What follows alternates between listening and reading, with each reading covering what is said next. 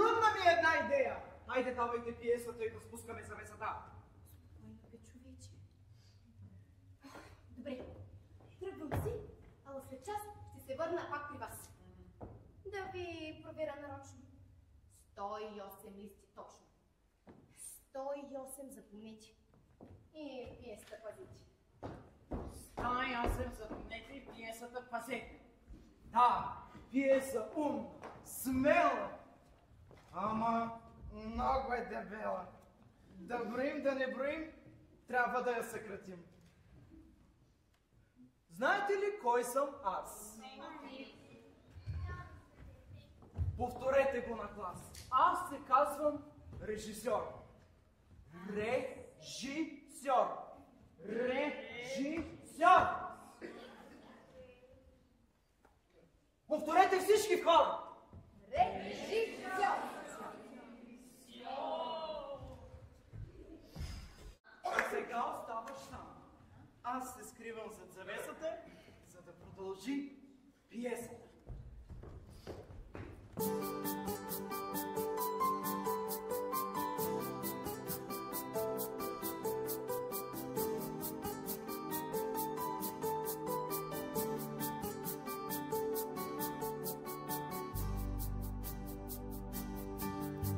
В своето ранчо живеех си аз.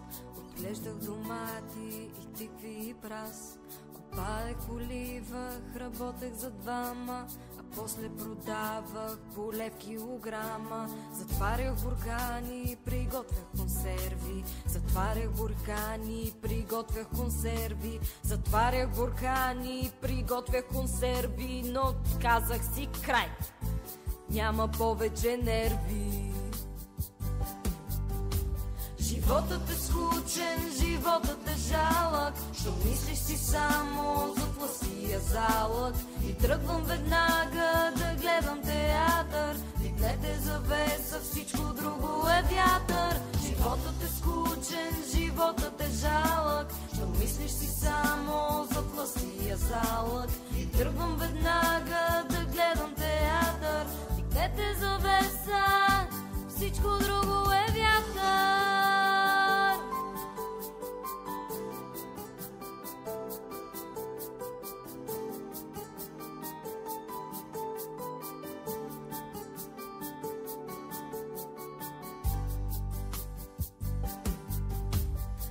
Цял живот само зеле ще хрупам, с единствена цел как пари да натрупам. Търговец на дребно с измама с лукавство, това си е чисто и просто е снавство. Приключвам завинаги с зързавата, животът пред мене отваря вратата. У мен се пробужда и мисъл и чувство, жадувам за подвиг, за път за изкуство. Животът е скучен, животът е жалък. Що мислиш си само за пласия залък? И тръгвам веднага да гледам театър. Дигнете завеса, всичко друго е вятър. Животът е скучен, животът е жалък. Що мислиш си само за пласия залък? И тръгвам веднага да гледам театър. Дигнете завеса, всичко друго е вятър.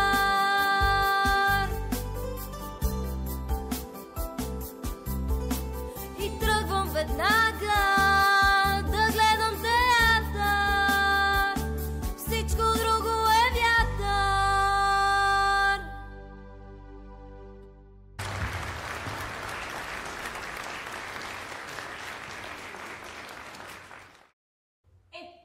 Така, да почнем диалога. Чуйте моята тревога. Ще измисля малка песен с прости думи с припев лесен. Нека се сприятелим, песен с вас да съчиним.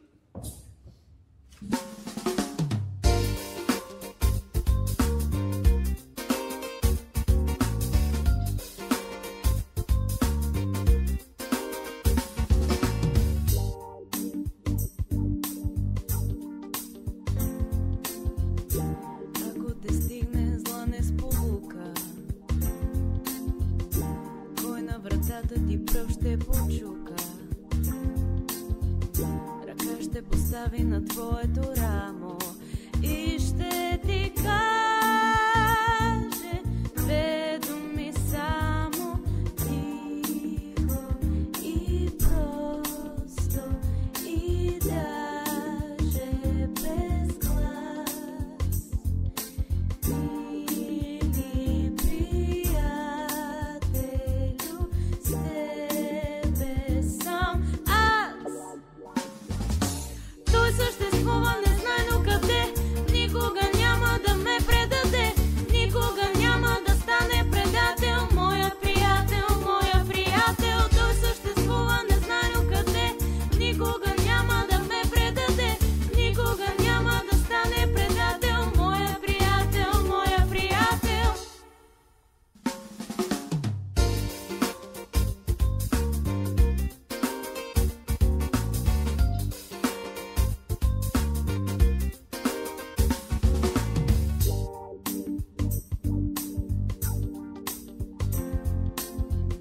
Знам, че без него е мрачен светът. Той ще ме вземе да тръгнем на път. Той ще ме вземе, той ще ме вземе. Аз го очаквам от толкова време, за да му кажа най-трудния час. Мили приятелю, с тебе сам аз. Той съществува незнайно къде, никога няма да ме предаде, никога няма да стане предател, моя приятел, моя приятел. Той съществува незнайно къде, никога няма да ме предаде, никога няма да стане предател, моя приятел, моя приятел. Той съществува незнайно къде, никога няма да ме предаде, никога няма да стане предател, моя приятел, моя приятел. Той съществува незнайно къде, никога няма да ме предаде, никога няма да стане предател, моя приятел, моя приятел.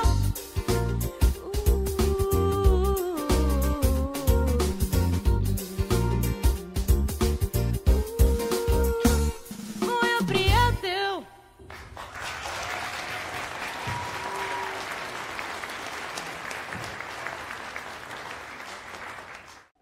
Какъв дъжд? Какъв поток? Аз пък да не съм поток. И с потоците да плувам. Те и чушони ги събувам. По-добре да ходя боса. Казах! Точка по въпроса!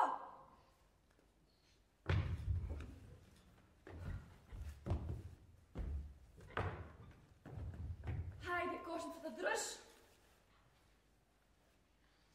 И чадъра. Хайде, дъжд!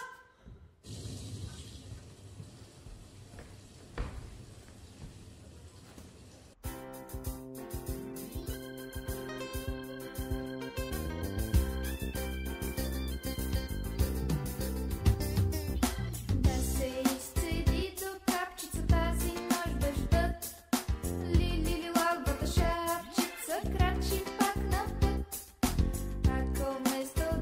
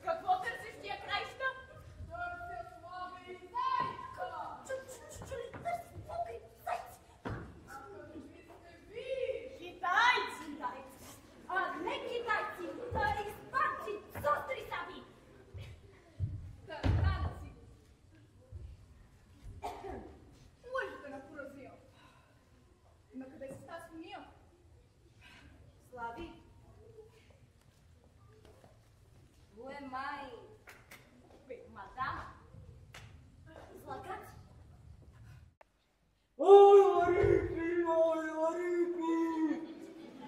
Аз съм лъв от Мисисипи! Аз съм слабечето слави, без такъв и унакъви! Бързо всеки клон злодей да се предаде! Окей? Ето хватката на въпроса! Майко, зъбчо, ти май пак се плюсна. Плюснах се, ама нарочно. Ще я пипнем двупосочно. Ти отляво, аз отдясно. Ясно ли е? Ясно, ясно. Хула, хопа. Тръгвай, Рапчо. Този път без мене се чу. Скиф подлеца пак си фъсна. Тази баба пак ме блъсна. Кой те блъсна, бе, Мекицо? Той се казва Жио Жицо. Хайде!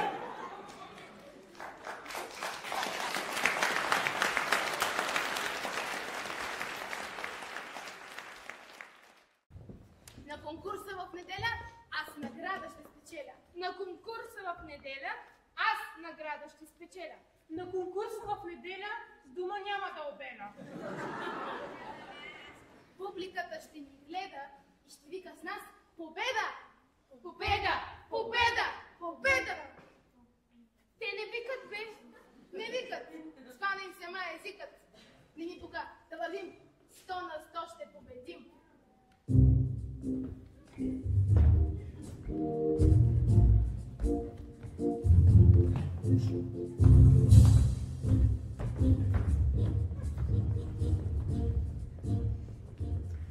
Хайде! Тръгваме на път. Тези ще ни победят. Абе, не се знае. Няма страшно. Ще ви дам едно домашно. Нещо като класно ли? Не гоща. Да сме наясно. Четеш книги без да спираш. Ами аз? Ще репетираш. Дръж китарата и ноците. 7 дена ще работите. Строго ще ви контролирам. Плюс което ще тренирам. Малко танци. Малко пластика. Физкултура. И гимнастика.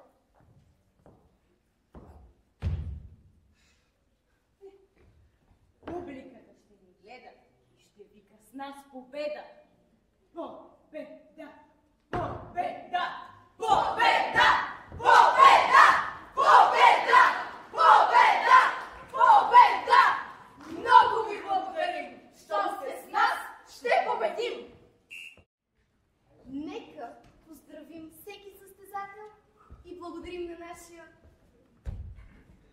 председател. Хайде, да са и сладки бомбоните.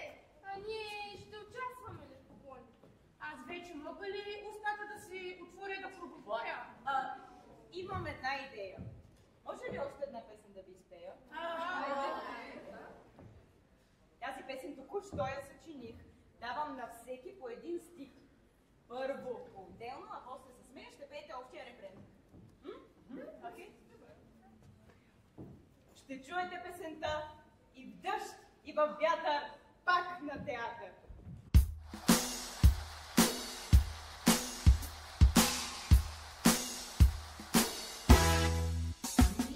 Един стар писател пиеса написа. И тази пиеса всичките си са. После пиесата взе режисьора. За главната роля потърси актьора. При себе си извика помощника, а декора нарисува художника. После извикаха всички артисти и им раздадоха многото листи. На мене се падна най-лошата роля. Ти сам я поиска. Много те моля. А мене нещастника най-много ме биха. А моите думички ги съкратиха.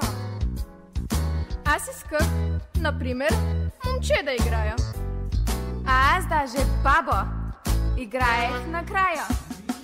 Всеки е искал и всеки е чакал от всичко това да излезе спектакъл. И всичко видяхте